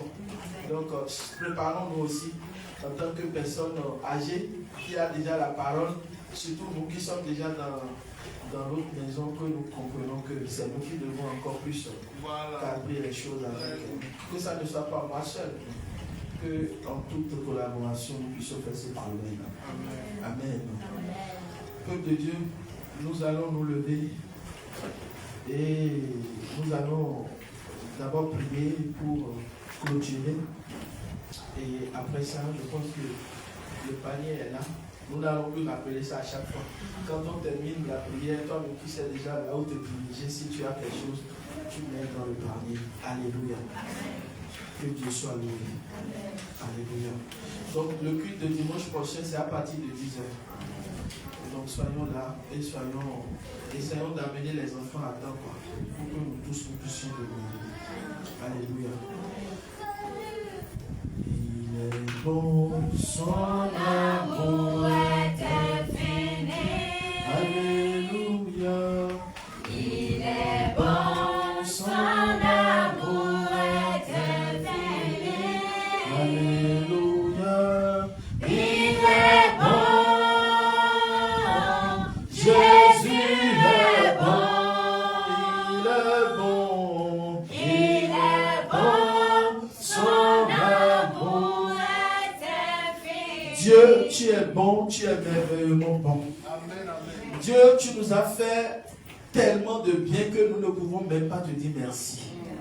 Tu nous as aimés, mais tu nous as aussi choisis. Seigneur, tout ce que tu fais pour nous est bon. Nous ne pouvons même pas dire le contraire. Parce que c'est dans ta présence que nous avons la joie. C'est dans ta présence que nous avions la paix. C'est dans ta présence que nous ressentons la joie de vivre.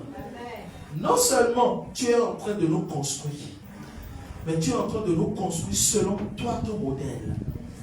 Et c'est pourquoi tu ne nous permets pas de mélanger quoi que ce soit. Et c'est pourquoi tu nous permets, Seigneur Jésus, d'être aujourd'hui à cette source pour que nous puissions véritablement connaître la vérité. Car tu as dit dans Jean 8:32, vous connaîtrez la vérité et la vérité vous affranchira. L'heure a sonné pour que nous sortons de l'ignorance. L'heure a sonné pour que tu nous éclaires et que nous éclairons aussi les autres davantage. Seigneur, tu es un Dieu puissant. Tu es un Dieu mystérieux. Tu es un Dieu qui sonde les cœurs. Tu connais toutes choses. Nous ne connaissons rien. C'est pourquoi nous voulons encore te dire merci ce matin. Merci pour ta présence au milieu de nous. Le culte que nous te rendons ce matin, Seigneur, c'est un culte venant de notre cœur. Car nous n'avions pratiquement rien à te donner. Tout ce que nous pouvons t'apporter, c'est notre cœur. Parce que tu veux le cœur pour travailler. Seigneur, continue de façonner encore notre cœur. Donne-nous un cœur qui répond, un cœur qui pratique ta volonté, Seigneur Jésus. Éternel, mon Dieu, mon roi, sois avec nous. Nous avons commencé et nous allons terminer avec toi. Malgré les embûches, malgré les persécutions, malgré les difficultés, les obstacles qui viendront à nous, nous n'allons jamais se décourager. Mais nous allons toujours être courageux, remplis de force et de courage, d'audace pour y arriver. Seigneur, soutiens-nous.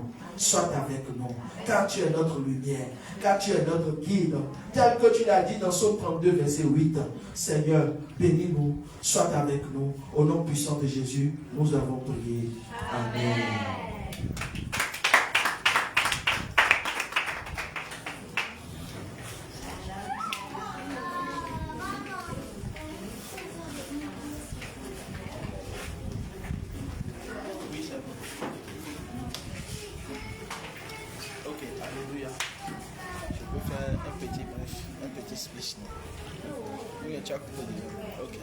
Voilà, Dieu, gloire à Dieu, shalom à tous mes frères et sœurs, vous qui êtes connectés à la page du serviteur de Dieu. Soyez bénis, vraiment, nous sommes ce matin en train de terminer comme ça notre séance de culte.